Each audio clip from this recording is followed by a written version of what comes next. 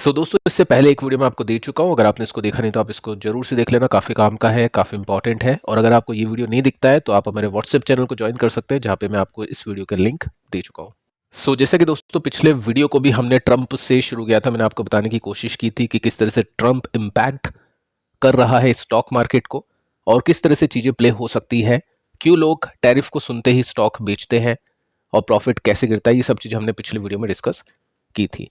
तो देखिए दोस्तों, ट्रेड वॉर अभी शुरू हो चुका है और पिछली बार ऐसा कब हुआ था वो भी मैंने आपको डिटेल में बताने की कोशिश की है। 17 से लेकर 21 तक ट्रंप के कार्यकाल के अंदर ट्रेड वॉर हुई है। उसमें आईटी कंपनीज को भी नुकसान हुआ है, ऑटो कंपनीज को भी नुकसान हुआ है, फार्मा कंपनीज को भी नुकसान हुआ है। मतलब जो भी कंपनी एक्सपोर्ट करती है यूएस मार्केट के अंदर ज़्यादा से ज़्यादा, उसका फ़ायदा उठाने के लिए ट्रेड वॉर की जाती है, टैरिफ को इंक्रीज किया जाता है ताकि यूएस का फायदा हो और जो बाकी कंट्रीज हैं उनका नुकसान हो। तो देखिए दोस्तों, पिछले वीडियो में हमने देखा था कि कैसे निफ्टी ऑटो क्रैश हुआ था और ऑटो कंपनीज के ऊपर अभी के समय काफ़ी बड़ी तलवार लटक चुकी है कि यूएस में किस तरह से अपन एक्सपोर्ट करें, किस तरह से जो प्रॉफिट है उसको प्रोटेक्ट करें। अब इन्वेस्टर को पता है कि ये इसको प्रोटेक्ट कर पाना काफ़ी डिफिकल्ट है, नेक्स्ट टू इम्पॉसिबल है, क्योंकि टैरिफ बढ़ेगा तो प्रॉफिटेबिलिटी घटेगी और उससे कंपनी के स्टॉक क्रैश हो सकते हैं। अब देखिए अब किसका नंबर है, क्योंकि बारी बारी करके नंबर्स आएंगे और मेरे हिसाब से अभी आईटी कंपनीज को भी थोड़ा सा रडार पे रखना चाहिए। आगे चल के हो सकता है हम आईटी कंपनीज के बारे में भी न्यूज़ सुन पाए, क्योंकि यूएस आईटी कंपनीज के लिए काफ़ी बड़ा मार्केट है। लेकिन लोगों को ऐसा लगता है कि सिर्फ यूएस में आईटी कंपनीज का ही बड़ा मार्केट है। ऐसा नहीं है दोस्तों, काफ़ी सारी और कंपनीज है, काफ़ी सारे और भी सेक्टर्स हैं जिनका काफ़ी बड़ा मार्केट है यूएस में। अब देखिए जो नया नंबर लगा है वो फार्मास्यूटिकल के लिए लगा है और इसको लेकर ऑफिशियल अभी तक न्यूज़ आई नहीं है कि कितने परसेंट यहाँ पे टैरिफ बढ़ सकता है और किस तरह से इम्पैक्ट हो सकता है। लेकिन दोस्तों ये अनाउंसमेंट हो चुका है कि अब जो नंबर आएगा फार्मा सेक्टर का आएगा और यहाँ पे टैरिफ जल्द ही बढ़ने वाला है। अब देखिए ये न्यूज़ आपके सामने रखने की कोशिश करूंगा, जिसका इम्पैक्ट होगा मार्केट खुलते ही हो सकता है फार्मा सेक्टर क्रैश हो, फार्मास्यूटिकल कंपनीज के स्टॉक्स नीचे गिरे। कौन कौन सी कंपनीज के स्टॉक्स में ज़्यादा इम्पैक्ट आ सकता है, डेटा के हिसाब से हम आगे चल कर डिस्कस करते हैं और इस प्रॉब्लम का क्या सॉल्यूशन हो सकता है उसको भी देखते हैं। क्योंकि दोस्तों प्रॉब्लम है, हम इस प्रॉब्लम को ख़त्म नहीं कर सकते हैं। ऐसा नहीं कर सकते हम कि ट्रम्प से जाके बात करें और बोले रहने दो, चैन से जीनो दो, ये सब चीज़ें मत करो। ऐसा तो पॉसिबल है नहीं। तो प्रॉब्लम तो होगी, ट्रम्प को जो भी अनाउंसमेंट करना है, जो भी पॉलिसी लेकर आनी है वो तो होगा। उसको किस तरह से कैपिटलाइज कर सकता है इन्वेस्टर, वही इन्वेस्टर के हाथ में है। तो उसको भी देखते हैं। अब देखिए यहाँ पे मेंशन कर रखा है कि Trump to announce pharma tariff सून।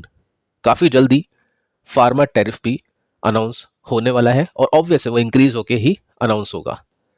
अब देखो यहाँ पे मेंशन कर रखा है कि शुक्रवार वाले दिन ये बताने की कोशिश की है, लेट नाइट को, मतलब उनका जो दिन था, हमारी रात थी, तकरीबन 1 से लेकर 2 बजे के आसपास की न्यूज़ आती है कि यहाँ पे टैरिफ का अनाउंसमेंट होगा जल्द ही फार्मा सेक्टर में। लेकिन और ज़्यादा डिटेल यहाँ पे मेंशन नहीं की है कि किस रेट से होगा, किस टाइम होगा, ये सब कुछ अभी मेंशन नहीं किया है।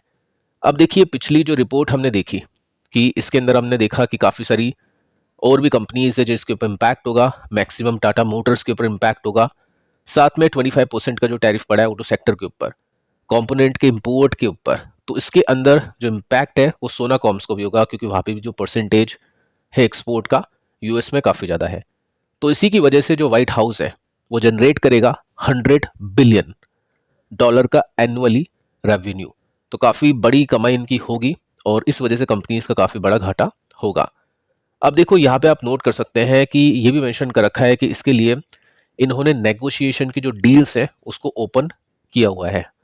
मतलब जो बाकी कंपनीज हैं, जो कंट्रीज हैं, कंपनीज नहीं कंट्रीज, इनसे आके बात कर सकती है इस अनाउंसमेंट से पहले और बता सकती है कि हमको ये तकलीफ हो सकती है, ये दिक्कत हो सकती है, तो आप हमारे ऊपर टैरिफ मत लगाओ। अब ये डील है, ऑब्वियस ऐसे बोलने से कुछ तो कुछ होगा नहीं। यहाँ पे जैसे एग्जाम्पल लेके चलते, इंडिया अगर यूएस को बोलता है कि फार्मा सेक्टर के ऊपर टैरिफ इंक्रीज नहीं होना चाहिए, मत लगाओ, तो डील होगी। इसके बदले में इंडिया को भी कुछ देना पड़ेगा, कुछ करना पड़ेगा और इसी वजह से ये रेसिप्रोकल टैरिफ है, क्योंकि हमारी तरफ से भी टैरिफ लगता है तो वहाँ से भी लगेगा। अब ये जो नेगोशिएशन है, देखते हैं कौन कौन सी कंट्रीज करती है आगे आके, और ये जो इम्पैक्ट है वो कम हो सकता है इंडिया को लेकर या नहीं। अभी तक दोस्तों इंडिया आगे आया नहीं है, देखते हैं इनकमिंग डेज, आगे आने वाले दिनों के अंदर कुछ बातचीत वहाँ पे होती है या फिर नहीं। अब देखिए सबसे ज़्यादा जो इम्पैक्ट है वो किसको पड़ेगा। हमने पिछले वीडियो में चर्चा की थी टाटा मोटर्स की। जो परसेंटेज ऑफ एक्सपोर्ट था कंपनी का वो 22% के आसपास था। तो सबसे ज़्यादा इम्पैक्ट होगा टाटा मोटर्स को फाइनेंशियली, और स्टॉक प्राइस के हिसाब से भी हम बोल सकते हैं, क्योंकि फाइनेंशियल इम्पैक्ट होता है तो स्टॉक प्राइसेस के हिसाब से भी इम्पैक्ट होता है। और साथ में सोना कॉम्स को भी आप ऐड कर सकते हैं। अगर आपको ऑटो एंसिलरीज में कुछ देखना है तो उसको भी आप देख सकते हैं, ट्रैक कर सकते हैं, क्योंकि उसके ऊपर भी ज़्यादा इम्पैक्ट होगा नेगेटिवली। ठीक है, अब फार्मा सेक्टर की बात करते हैं। तो सबसे ज़्यादा जो इम्पैक्ट होगा सन फार्मा को होगा, क्योंकि सन फार्मा का एक्सपोर्ट यूएस मार्केट में सबसे ज़्यादा है। इंडिया में जितनी भी कंपनीज है सबसे ज़्यादा एक्सपोर्ट सन फार्मा करता है यूएस मार्केट में। अब कितना परसेंट है कंपनी का टोटल रेवेन्यू का पार्ट, उसको देखते हैं। अब देखिए दोस्तों, अगर कंपनी 100 रुपीज़ की कमाई करती है तो उसमें 32% का जो बिजनेस है वो आता है यूएस से एक्सपोर्ट करने पर। आप देख सकते हैं इंडिया की जो लार्जेस्ट फार्मास्यूटिकल कंपनी है सन फार्मा का यूएस बिजनेस कॉन्ट्रीब्यूशन हम बोल सकते हैं, या कॉन्ट्रीब्यूटेड 2024 में बोल सकते हैं 32% है इसके रेवेन्यू का। तो काफ़ी बड़ा पार्ट है। 22% टाटा मोटर का था, यहाँ पे 32% है, तो काफ़ी बड़ा पार्ट आप इसको बोल सकते हैं। तो इसी की वजह से जो ट्रंप है, व्हाइट हाउस है, उसके पास में काफ़ी अच्छा प्रॉफिट पहुंचेगा और इन कंपनीज का घाटा होगा। अगर आप देखोगे तो निफ्टी फार्मा अभी के समय कितना है, 21,137 पर इंडेक्स, और इसमें काफ़ी सारी कंपनीज हैं। अगर मैं आपको चार्ट बताने की कोशिश करूं जो हमने पिछले वीडियो में डिस्कस किया था ऑटो सेक्टर का, कि निफ्टी इस समय इस तरह से चल रहा था, लेकिन कुछ सेक्टर आपको इस तरह से जाते हुए दिखाई देते, जिसमें हम ऑटो सेक्टर बोल सकते हैं, फार्मा सेक्टर बोल सकते हैं, आईटी सेक्टर बोल सकते हैं। ठीक है, तो ये सब प्रॉब्लम यहाँ पे चली थी। तो आप देखोगे 17 के बुल मार्केट के बाद में, और उससे पहले से यहाँ पे तो प्रॉब्लम आनी शुरू हो गई थी, और उसके बाद में ये प्रॉब्लम कंटिन्यूसली चली थी।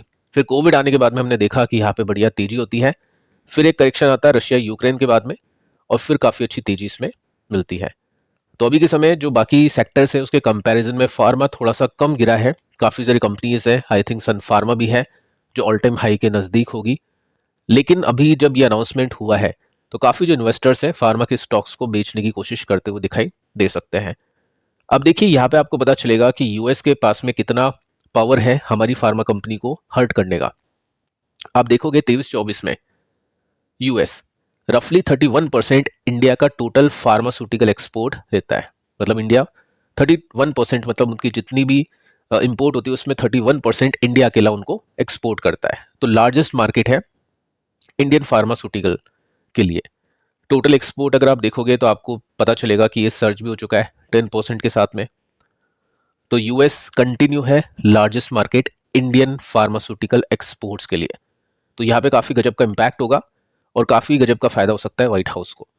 अब इसके अलावा दोस्तों और भी काफ़ी सारी कंपनीज है जिनके ऊपर इम्पैक्ट होगा।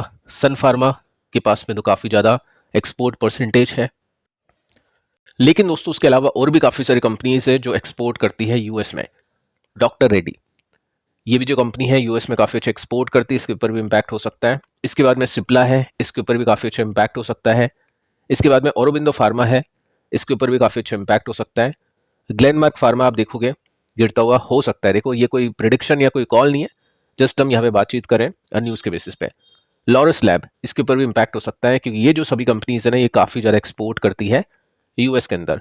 इसके अलावा और भी कंपनीज है जो एक्सपोर्ट करती है, बट जो मैक्सिमम जो पार्ट है परसेंटेज है उनके रेवेन्यू का वो इन सभी कंपनीज का है, और सबसे नंबर 1 पे है सन फार्मा। अब देखो यहाँ पे हम देखते हैं सॉल्यूशन। जैसे पिछले वीडियो में हमने डिस्कस किया था कि इन्वेस्टर के हाथ में होता है इन्वेस्टिंग करना जब भी कोई सेक्टर नीचे होता है, क्योंकि आगे चल के जब सिचुएशन चेंज होती है तो अच्छा प्रॉफिट होता है, जैसे मैंने आपको पिछले वीडियो में एक फंड के थ्रू बताने की कोशिश की है। और यहाँ पे भी जो हमने चार्ट देखा है निफ्टी फार्मा का 16, 17, 18, 19, 20 में डाउन था, लेकिन 20 के बाद में जो रिटर्न्स बने वो काफ़ी अच्छे बने हैं। तो इन्वेस्टर का फोकस ऐसे में होता है ताकि उनको सस्ते में स्टॉक्स मिल जाए। अब यहाँ पे काफ़ी सारे फंड्स हम देख सकते हैं जिसके अंदर कंप्लीट पोर्टफोलियो होता है, जिसमें आप ये सभी फंड्स के ऊपर अपनी स्टडी कर सकते हैं सीखने के हिसाब से कि किस तरह से स्टॉक रिएक्ट करते हैं, किस तरह से फंड्स रिएक्ट करते हैं न्यूज़ बेसिस पे। अगर मैं एक फंड यहाँ पे पिक करूँ जिसके ऊपर हम स्टडी करें तो ICICI prudential pharma health care and diagnosis PhD fund आपको यहाँ पे दिखाई देगा। और ये काफ़ी रिस्की फंड है क्योंकि एक सेक्टर के ऊपर डिपेंड करता है। अगर ये सेक्टर अच्छा परफॉर्म नहीं किया तो फंड भी अच्छा परफॉर्म नहीं करेगा। और इसके अंदर आपने देखा कि यहाँ पे जो अंडर परफॉर्मिंग के जो साल थे, तकरीबन 4-5 साल तक फंड ने अच्छा परफॉर्म नहीं किया था, क्योंकि इंडियन फार्मा कंपनीज ने अच्छा परफॉर्म नहीं किया था ट्रंप की वजह से। और उसके बाद में जो तेजी मिली है जो प्रॉफिट मिले वो काफ़ी गजब के मिले हैं। इससे पहले भी आप देखोगे तो ये सिचुएशन थी, यहाँ पे 4-5 साल तक अच्छा परफॉर्मेंस यहाँ पे नहीं था, उसके बाद में गजब के रिटर्न्स बने थे। तो यहाँ पर जब इन्वेस्टर निराश हो जाते हैं, परेशान हो जाते हैं, उसी समय इन्वेस्टिंग का मौका होता है और उसके बाद में फिर काफ़ी अच्छे रिटर्न्स मिलते हैं और उसका जो फ़ायदा हो वो पहुँचता है। अब देखिए कि दोस्तों आगे चल के कि कितना यहाँ पे क्या बनता है, सिचुएशन कितनी ख़राब बनती है, क्योंकि अभी तो न्यूज़ आई है, कितने परसेंट का टैरिफ लगेगा, वो सभी चीज़ें देखना काफ़ी इंपॉर्टेंट हो जाएगा। अगर हम यहाँ पे शेयर होल्डिंग को देखें तो 43 कंपनीज हैं इनके पास में, जिसमें सन फार्मा नंबर 1 पे है, 13% की होल्डिंग। सिप्ला भी आप देखोगे, डॉक्टर रेड्डी, डिविस लैब भी देख सकते हैं और बिंदु फार्मा भी देख सकते हैं। यस, डिविस लैब का भी एक्सपोर्ट परसेंटेज काफ़ी अच्छा है और साथ में ल्यूपिन आप देखोगे, एल्केम लैब आप देखोगे, ग्लैंड फार्मा, ये सारी कंपनीज इनके पास में, टोटल जो फार्मा सेक्टर की जो कंपनीज होती है वो इनके पास में मौजूद है।